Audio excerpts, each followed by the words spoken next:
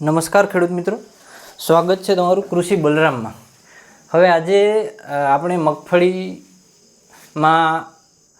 પહેલો રાઉન્ડ એટલે કે મગફળી જ્યારે 20-22 દિવસથી લઈને 30-35 દિવસની થાય આ સમયગાળા દરમિયાન જે તેની માવજત કરવી જોઈએ, શું માવજત કરવી જોઈએ તેના ઉપર ચર્ચા કરીશું।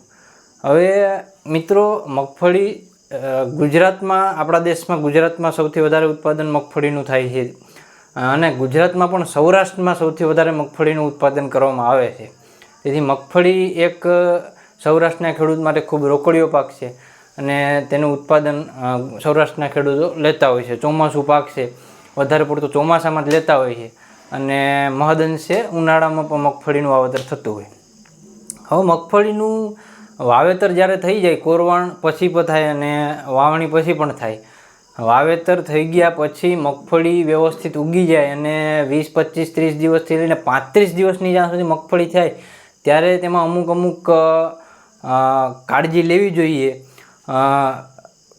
તો આગળ તમારું મગફળી છે એનું ઉત્પાદન તમને ખૂબ વધારે મળે છે।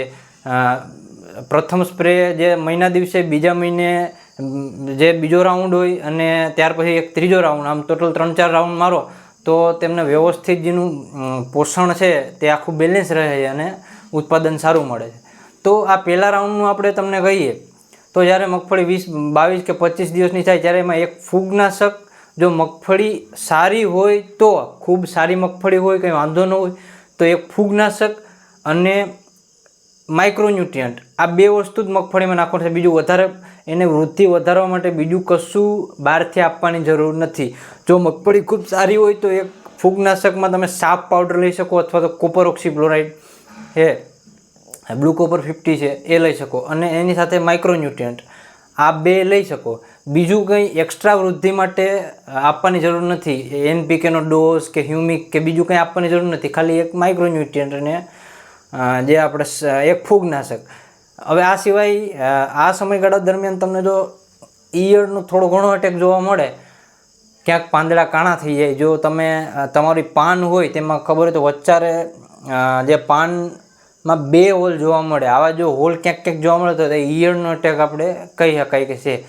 થોડો ઘણો ઈયળનો અટેક હોય તો એક જંતુનાશક પણ નાખી દેવી। જંતુનાશક ઓછા પાવરવાળી જેમ કે ઇકાલક્સ આવે, તેમાં પ્રોફેનોફોસ 25% છે, ત્યારબાદ પ્રોફેનોસાઇપર છે, આ બેમાંથી ગમે એકનો ઉપયોગ કરી શકાય। હવે આ સિવાય મગફળી થોડીક નબળી હોય, 20-25 દિવસે મગફળી થોડીક નબળી હોય તો તમારે શું કરવું? તો તમારે એમાં એક તો ફૂગનાશક તો લેવાની જ છે, ફૂગનાશક સાપ પાવડર છે અથવા બ્લુ કોપર 50 છે। આના સિવાય એક NPKનો ડોઝ લેવાનો છે। NPKનો ડોઝ તમે કોઈ પણ લઈ શકો, પણ વધારે સારો એક ICL કંપની છે ઇઝરાયલની, વોટર સોલ્યુબલ ખાતર બનાવે છે, તેનો જે સ્ટાર્ટર ડોઝ છે 11-24-36 આ તમારે નાખવાનો છે। આ NPKનું પૂરતું પ્રમાણ જે છોડમાં ઘટતું હોય તે અપાવે છે અને ખૂબ સારા રિઝલ્ટ છે। આની અંદર સ્ટીકર સ્પ્રેડર બંને આવે છે, તેથી આના રિઝલ્ટ બીજી કોઈ પણ કંપની કરતાં ખૂબ સારા મળે છે અને આમાં માઇક્રોન્યુટ્રિયન્ટનું પ્રમાણ પણ રહેલું હોય છે। તેથી જો આ ગ્રેડનો ઉપયોગ કરો ICL કંપનીના તો માઇક્રોન્યુટ્રિયન્ટ પણ અલગથી નાખવા નથી પડતા। આ સિવાય હ્યુમિક એસિડ તમારે ઉપરથી સ્પ્રે કરી શકો।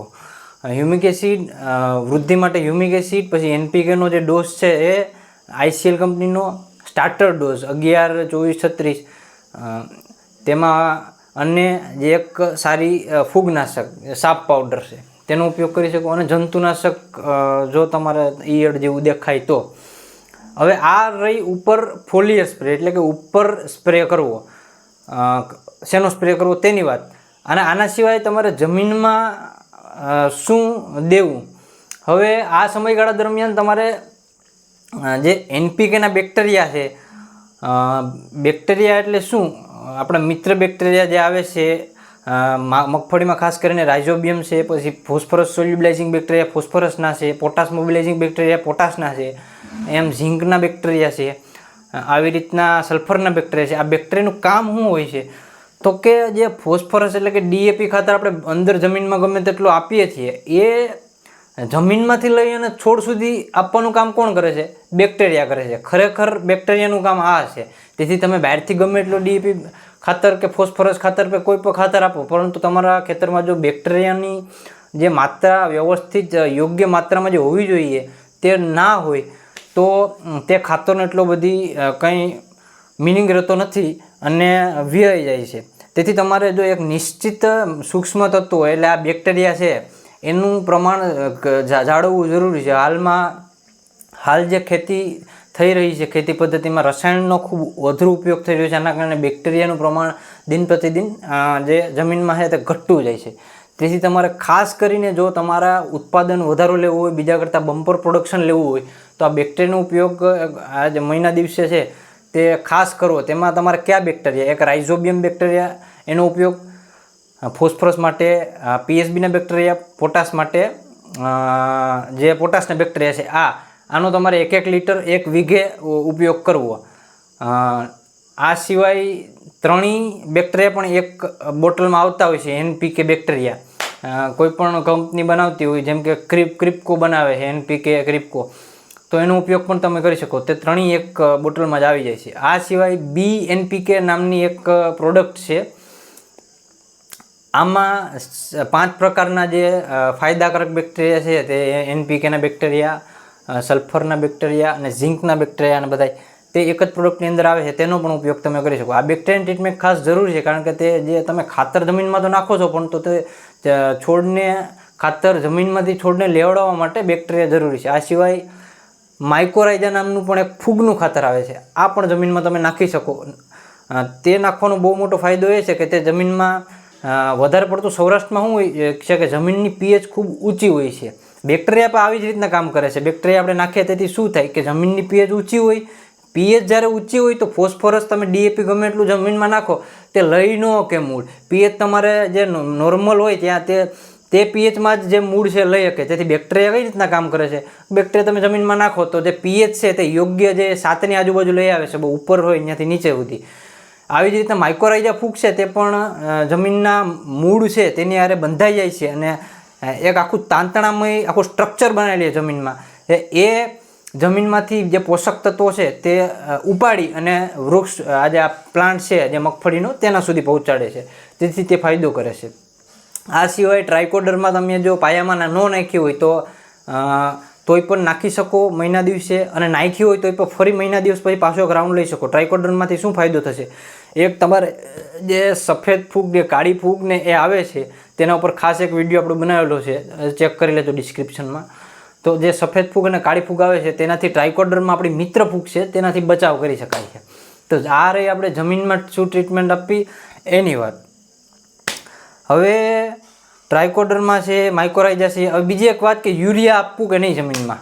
હવે યુરિયા એકવાર વાવણી થઈ ગયા પછી યુરિયા જમીનમાં આપવાનો કોઈ મતલબ નથી, મગફળીમાં ખાસ કરીને, અને તે અપાય પણ નહીં, તેનો કોઈ ફાયદો પણ નથી. કારણ કે મગફળીનો જે પાક હોય તેમાં ખબર હોય તો આપણે મૂળમાં ગંડિકા આવેલી હોય, નાની નાની ગાંઠું આવેલી હોય. આ ગાંઠુંમાં ખરેખર બેક્ટેરિયા આવેલા હોય છે, અને આ બેક્ટેરિયાનું કામ શું હોય છે, નાઇટ્રોજન છે તે જમીનમાંથી લે અને જે મગફળીનો છોડ હોય તેને લેવડાવે છે. એટલે જે નાઇટ્રોજનની જે તમામ જરૂરિયાત છે તે આ ગંડિકામાં રહેલા બેક્ટેરિયા દ્વારા પૂર્ણ થાય છે. એટલે બહારથી તમે ગમે એટલો યુરિયા આપો કે એ ફાયદો કરતો નથી. એટલે યુરિયા તમારે આપવાનો કોઈ મતલબ રહેતો નથી. તો આ થઈ તમારે શરૂઆતનો જે પહેલો રાઉન્ડ છે તેમાં તમારે કઈ કઈ માવજત લેવી. ફોલિયર સ્પ્રેમાં મેં કીધું સારી માંડવી હોય તો એક માઇક્રોન્યુટ્રિયન્ટ ખાલી અને એક ફૂગનાશક 2, અને જો નબળી માંડવી હોય અને ખાસ કરીને એક નબળી માંડવીમાં જો પીળી માંડવી હોય, સૌરાષ્ટ્રમાં ખાસ કરીને વધારે પડતી જોવા મળે છે, માંડવી પીળી હોય તો તમારે હીરાકસીનો ઉપયોગ કરી શકો. હીરાકસીનો ઉપયોગ કરવાનો છે. તેથી એમાં શું હોય, ફેરસ સલ્ફેટ હોય, એમાં લોહ તત્વ હોય ને સલ્ફર તત્વ હોય. તેથી માંડવી તમારી પીળી કોના કારણે હોય, લોહ તત્વની ઉણપ હોય ને સલ્ફર તત્વની જે ઉણપ હોય એના કારણે પણ માંડવી પીળી હોય. તો જે માંડવી પીળી હોય તો તમારે હીરાકસીનો ઉપયોગ કરવાનો છે. અને આ સિવાય જો તમારી માંડવી તાણમાં હોય, તાણમાં એટલે કે વધારે પડતું પાણી, વધારે વરસાદ પડી ગયો, માંડવી અતિશય થોડાક દિવસ પાણીમાં ડૂબી ગયેલ રહી, અથવા તો વધારે પડતો જે સૂકો પાણી, વરસાદ જ નથી આવ્યો વાવેતર પછી, તો એ દરમિયાન તમે ઇફકોનું સાગરિકા છે એનો ઉપયોગ કરી શકો. હવે ટોટલી જો નબળી માંડવી હોય તો તેને વૃદ્ધિ માટે હ્યુમિક એસિડ, પછી સ્ટાર્ટર ડોઝ ICLનો છે એ, પછી એક ફૂગનાશક છે, આનો ઉપયોગ તમે કરી શકો. હવે આ સ્ટાર્ટર ડોઝ છે ICLનો, એનો ઉપયોગ ન કરવો હોય તો એક બીજું એક આવે છે, ટેગ સ્ટાર્ટ નામનું એક પ્રોડક્ટ આવે છે. ટ્રોપિકલ એગ્રોવાળાનું, એમાં પણ એનપીકેનું કન્ટેન્ટ હોય છે અને માઇક્રોન્યુટ્રિયન્ટ હોય છે. આનો પણ તમે ઉપયોગ કરી શકો. આભાર. હવે બીજા વિડીયોમાં આપણે જે 45 થી લઈને 60 દિવસ સુધી જે માંડવી થાય ત્યારે શું માવજત કરવી તેના વિશે વિડીયો લઈને આવશું. અને એ સિવાય પણ તમને કોઈ ટોપિક વિશે વિડીયો જોતો હોય તો નીચે કોમેન્ટમાં તમે જરૂર જણાવજો. એ વિશે આપણે વિડીયો લઈને આવશું. આભાર.